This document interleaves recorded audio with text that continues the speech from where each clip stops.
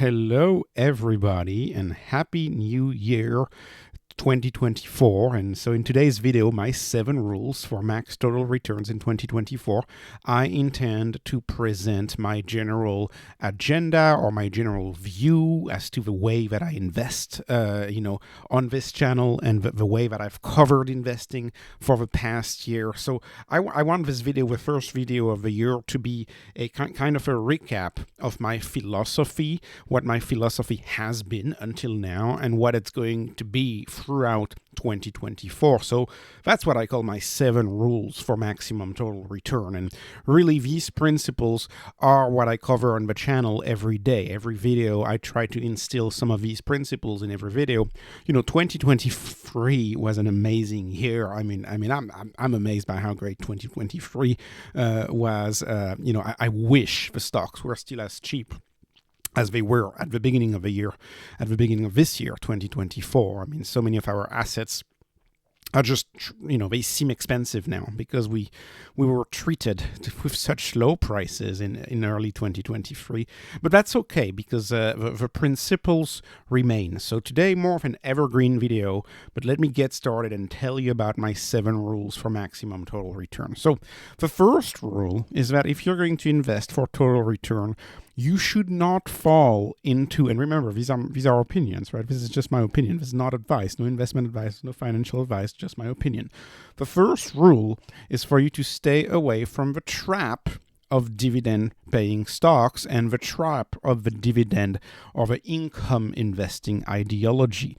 I call this a trap. It's simply a trap. Most of the time, stocks that pay meaningful dividends, I'm not talking about NVIDIA's dividend at 0.1%, I'm talking about a meaningful dividend, like a 2 or 3% dividend.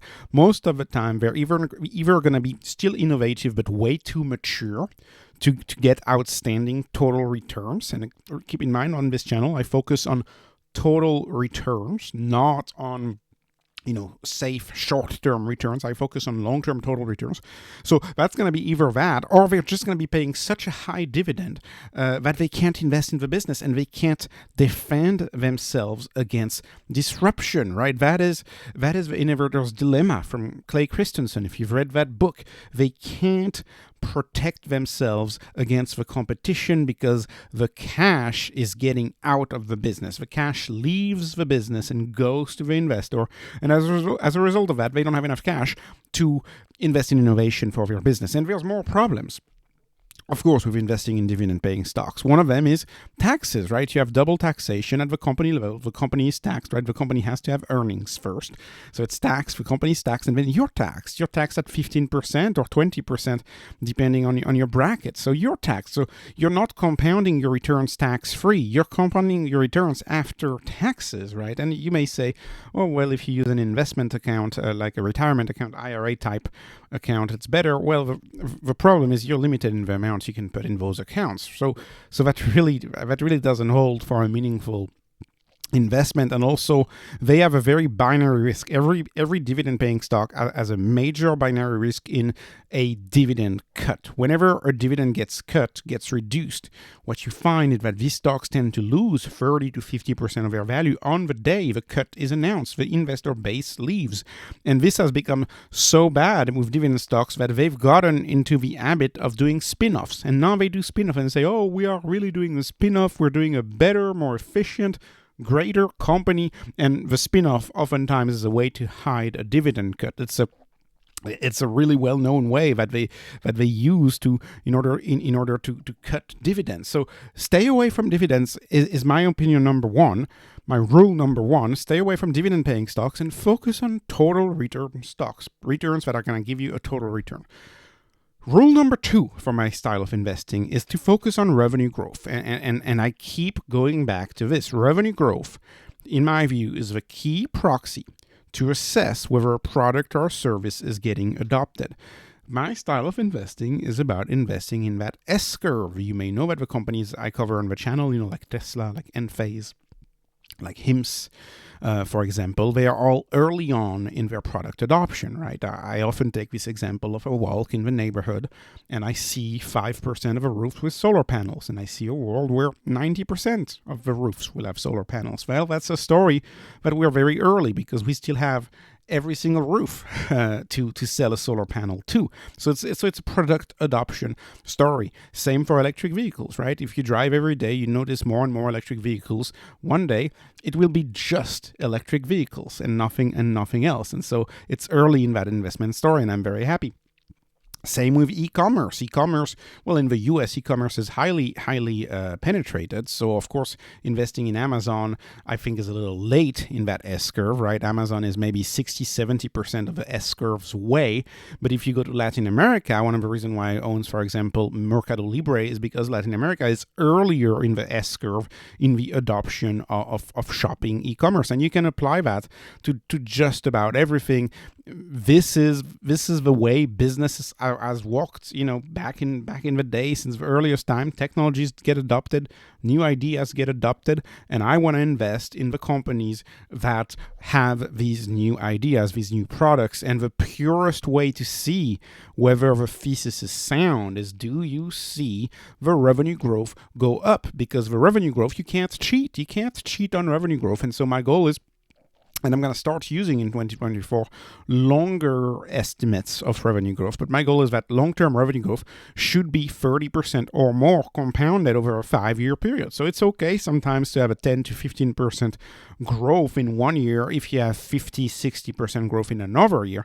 But over the long run, I want to see more than 30% revenue growth. And in the 21st century, these companies are getting easier and easier to find, right? It used to be very hard to find a company like that in the 20th century. Everything's changing with the fact that we move in a mostly digital world, and ideas are digital, and everything is moving digital, and thus companies can grow much faster than they used to. And one thing that I'll say is that I tend to trust my management. I tend to, listen to the conference calls, listen to the CEO, CFOs, look at the income statements, right, and make sure that it's heading in the right direction. You want to see your EBITDA going up, and you want to see your earnings going up, and you want to see your gross margin be stable or up, and your profit margin rising faster than your gross margin. You want to look at that, but I think that's secondary to the most important metric, which is the top line, the revenue line. The revenue needs to be the one that's growing the fastest, and the rest will follow, right? Your profit margins, your gross margins will follow if revenue grows really fast. And so most companies fail at revenue growth, actually. And so the key is to find these companies that don't fail at revenue growth, that do great at revenue growth. But most companies can manage anything below the revenue line. If revenue is going up, everything's doing fine typically in a business. If revenue is going up, again, opinions here. It's an opinion video, but that's what I've witnessed over the years. So I want to see that revenue growth be crazy good, and that's my style of investing. And product, that's rule number 3. Product and service adoption is more important than value metrics and value investing. And I've been a victim over the past 6 months of looking at some companies and emphasizing some companies because of their value.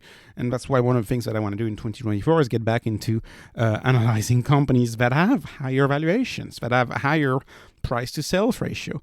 The thing is that it doesn't matter if the market blesses an industry with a 15 price to sales, like SaaS, for example. SaaS stocks typically, CrowdStrike famously as a 15 price to sales ratio, and if it blesses another sector with, say, a 3 price to sales, for example, many of the healthcare companies that I cover have a price to sell of 3, or the payments company like a StoneCo is about a 3 in a price to sales. Whatever ratio the market wants to grant your company, my view on this, my long-term view, the one that I need to remind myself in every single video, so be it, so be it. One may call a 15 price to sales overvalued, but what if your price to sales remain overvalued for a 10-year period, right? Amazon is still overvalued today, and it was overvalued in 2003. So in 2003, Amazon was overvalued, and in 2024, it's overvalued. It doesn't change much. Over the long run, returns in the price come through the expansion of the sales over the long run. It's the sales. You're going to expand the sales much faster, in my view, that you're going to expand your ratio. And so when you're buying in a company based on a low valuation, you're hoping that the market corrects back itself, and you're hoping that the valuation gets back to normal. So you're hoping that there's a short-term negativity, a short-term sentiment in the market, which means that you have a depressed ratio, any ratio. I use price to sales here, but you could use any ratio. You say, it's temporarily depressed. This stock trades at a 15 PE normally and is trading at a 9 PE today. It's depressed. And so you're hoping that the market gets this ratio back to historical levels. But the truth is, ratios typically, realistically, they'll do a 3x max, right? Realistically, they'll do a 3x max. You take a payment company like a StoneCo, for example, at a free price to sales. Realistically, I find it undervalued. But realistically, if that price to sales ratio normalizes, it's going to be a 9 to a 10x sales, 9 to a 10x. So you go from a 3 to a 9, you're doing a 3x. Your price goes up because of a 3x. But what about the sales? The sales can 50x. Your sales can 50x. So even if your ratio remains a 3, but if your sales 50x, that's going to have a much greater impact on the P over the long run than short-term movements in the ratios. And by the way, that assessment is also true if a firm's ratio, like if you buy a SaaS and you had a 15 price to sales, and let's say it ends up trading at a 10 price to sales 5 years down the line, so you have ratio compression. It is still true that most of the return is going to be influenced by the sales, by the ability of the companies to do sales. And 50x is not unrealistic if you buy the company early enough. If you buy the company when it's $1 billion business, it's not unreal. It's not unreal to think that this company could do a 50x sales. I mean, look at some of the companies that I invest in on this channel, like an Enphase or like a Tesla. Right, so sales, there's really very little limits as to how far sales can grow, and you have very serious analyses of Tesla that say that Tesla could have $1 trillion in sales, $1 trillion a year in revenue, right? So you're at well over 1,000x in sales compared to a certain base. So ratios matter way less than sales, and that's why I want to focus on sales. So that's my rule number 3. Rule number 4. Stay away from financially engineered firms. And, the classic is, of course, you get a lot of debt in order to increase your ROE. That's what you'll find in a lot of telco companies, in a lot of conglomerates, a lot of utilities companies will try to get a bunch of debt to acquire another firm, which is a red flag. It's like, I'm going to get on a bunch of debt because I'm going to acquire another firm, and then the money that I make from that acquisition is going to create synergies, and then I'm going to pay back this debt at some point because I'm going to grow revenue. I'd be very careful about highly leveraged firms. Keep in mind that the events of March 2023, right, Silicon Valley Bank, in a matter of 2 days, but actually if you just look at the whole week period, in a matter of 1 week, you went from a company that was casually trading between 20 and 25 billion to company gone overnight. Why? Because bankruptcy, by definition, you can go bankrupt when you have a bunch of debt. Bankruptcy is about not being able to pay your liabilities, and so if you have too much debt, that's a big risk. So I'd be very careful about stocks that have way too much debt. That's why in all of my analyses, in my spreadsheet that I publish on this channel, I always use enterprise value, because enterprise value backs out the debt from the value of the company, right? And that's how you can spot companies that are worthless from an accounting standpoint sometimes, right? If a company has too much debt, and that happens sometimes. And I'd also be careful at more financial engineering that you can find in certain companies. That's the story of GE, that relied too much on revenue financing, issuing debt in another entity, in a subsidiary that they own, issuing debt so that their customers can buy their own product. The same thing could happen, say, with GM and GM Financial.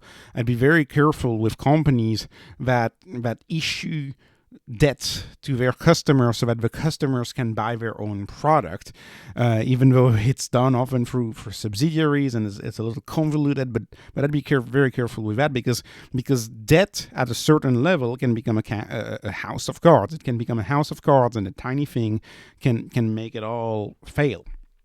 And rule number 5 for me. And this is going to be controversial, but this is an opinion piece. This is my rules, my 7 rules. As far as my stocks go, I only do innovation and high growth. Only innovation and high growth. I consider investing in other sector to be diversification and not worth it. Right? I only invest in innovation and high growth. But of course, within innovation, it's a broad sector that I call the innovation sector, I guess. And within that sector, I want to invest in subsectors of innovation. And so there's many megatrends out there that are going to follow that adoption right here, that product adoption curve. And I have some interesting plays, like when I talk about Fix, for example, scrubs, making scrubs fashionable. That's a product adoption story. I have many product adoption stories that I cover on the channel. But the idea is to spread my bets across these megatrends. And of course, there's megatrends that I consider more important, like energy. Anything that has to do with electric vehicles and energy in general, I consider to be one of the most important trends, because energy is the main input in the economy. There is not a thing we do in the economy that doesn't have energy as its input. But, healthcare innovations right now are all the rage. There's tons of innovation in healthcare right now. And it's a megatrend. And these products are getting adopted. Payments. We see so much disruption in payments. Visa and MasterCard started the end of cash and the quote-unquote killing of cash. But really today we have many players in payments. On the channel, I'm a fan of StoneCo. But cash is going away, and that's because of the innovations in the payment space. Software is a very innovative space. AI, new brands. I often talk on this channel how new brands can be created very easily today with the help of the internet, right? You do not need to do a national TV campaign before the evening news to create a brand anymore. You don't need to do that anymore. Today you can create you can create brands that really resonates with a customer online for very inexpensive cost. And these new brands are getting adopted. And so that's an example for me of innovation, but in the branding sector. And I like to cross my bets across multiple equally strong product adoption theses. So I guess I have diversification within a highly undiversified sector, which is just innovation and just high growth. And of course, I would argue more conservative, folks, sometimes if they saw my portfolio, they would have a heart attack or something and be like, "This is insane. You are insane." Well, I don't know. It's an innovation portfolio, and that's my rules. My rules for max total returns. But when I look at what happened in 2023, I'm so glad that I do it this way. Then know thyself, right? I try to know myself, and I have this "I must do something" portfolio, as I call it, and I'm aware that I'm addicted to stocks. I am aware of that. That's why I do. That's why I do literally this for fun. It's literally the main topic of conversation in my daily life. Like that's the main thing I talk about. Like it's. Some people have different hobbies, and like that's my hobby, and so it's my thing, and so because of that, I'm not going to be satisfied owning just my treasured position. My treasured positions are what? These if you follow the channel. My treasured position that I never touch, I just add to these. I don't touch these. I don't sell them. I just add to them. It's Tesla, number 1. It's Bitcoin, number 2. It's Enphase, number 3, but I have other ones that I talk a lot on the channel, like HIMS, like StoneCo, like CrowdStrike, like Mercado Libre. I talk about SoFi and Nubank a little less because there's a lot of great YouTubers on these two stocks, especially SoFi. So I talk about these a little less, but these are my treasured positions. And I don't touch them. I just add to them. But then I also have the "I must do something" portfolio, which is a way for me to psychologically manage myself and my insatiable desire to buy stocks. How do I manage the urge to buy stocks? Well, some people can handle, or some people wanna not buy stocks, and they're fine just focusing on this. Well, I have a You Must Do Something portfolio. It's about 5% of the portfolio, and it's like my stocks as a hobby portfolio. And I have positions in there like Open Door, for example, because when I bought my house a few years back, well, I used them a few times, but I was so happy with the product. I loved the product, and I was like, well, great, let me buy Open Door stock. I'm fully aware that if I lose this whole entire He Must Do Something portfolio, well, guess what? A good day on Tesla or a good day on Bitcoin can entirely erase years of mistakes. But this is a hobby. The He Must Do Something portfolio is a hobby, and as I develop this channel further, I hope to really distinguish my treasured positions, where 95% of my investing goes to, and then my He Must Do Something position, where it's really stocks as a hobby. And I think it's important to distinguish the two. And lastly, and this is the most controversial thing, and I anticipate most people here will stop watching this video right here at point number 7, because there tends to be tribes, and you have the tribe of investing folks who are all about buying stocks, and then you have the quote unquote crypto and Bitcoin folks, and they don't mix. But I guess I'm this odd person in that I see how Bitcoin fits within a stock investor's portfolio, in the sense that Bitcoin is not an investment. Bitcoin is a savings technology, like bonds. Bonds are also a savings, I don't want to call it a cottage technology, but they're a savings instrument. Bonds are a savings instrument. Bitcoin is a savings technology. And it's different from investing in stocks. Stocks are often used as a proxy for savings, but they're not savings. Stocks, you're betting on an entrepreneur. You're betting on a team. You're betting on a product. You're not doing that when you buy bonds, for example, which is a contract. And to me, I don't buy bonds. I buy a modern day contract. In a way, it's not a contract. Obviously, it's code. But I buy Bitcoin, and I think Bitcoin is my second largest position after Tesla. And Bitcoin is set in stone. It's code that is set in stone. You store it in your mind. It's 12 words that you learn by heart. If you're used to that, you set up a cold wallet and you learn your 12 or your 24 words, and you have the money in your head. And it's all protected by code. And the Bitcoin is just living in your head. It's not living at the bank. There's no counterparty risk from the bank, right? I mean, that was the whole Silicon Valley Bank story. Remember that when you put money at the bank issues you an IOU. The bank says, I owe you this amount of money. And that's why if you have more than $400,000 or 100,000 euros in Europe, if you have more than that, and the bank goes out, then you lose anything up and above that amount, because the government insurance is not fair. So that's why I like Bitcoin, because Bitcoin is just it's not money, it's not dollars, it's not stocks, it's a savings technology in something else called the Bitcoin.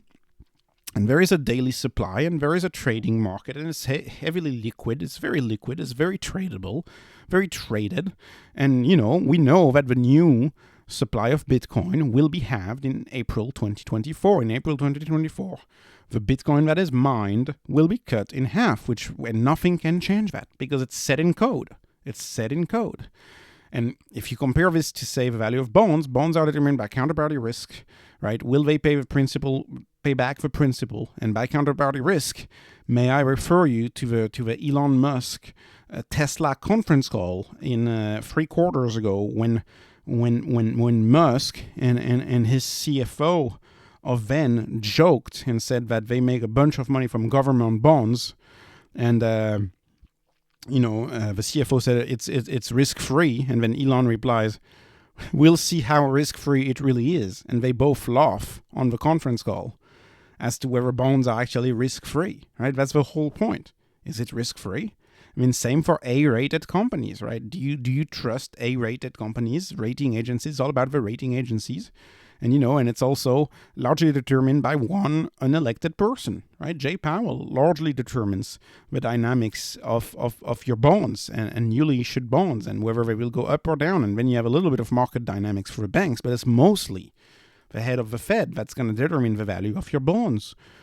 So I don't want to own bonds. I just don't trust this technology. I think it's not a tech, but I think it was a helpful contract, and it's had great use over the past 150 years. But to me, today, Bitcoin and their derivatives of crypto, and they're not all bad, and I'm not a Bitcoin maximalist, they're not all bad, but I think we're going to see so much innovation in this space in general, and I trust decentralized code much more than I trust the ability of companies or governments to pay back the money 30 years from now, and of that money to hold that value, because money is debt. And really, one of the many reasons why I named the channel Beat the Denominator is also related to that, and the issues of money supply. And these are all issues that I hope to get back in for the channel in 2024. So anyways, these were my seven rules for max total return. These are just my rules, just my opinions, right? This is just an opinion piece, entertainment piece. This is not investment advice whatsoever. Please please subscribe. Happy New Year 2024 again. And again, no investment advice. Have a wonderful day. Thanks for watching.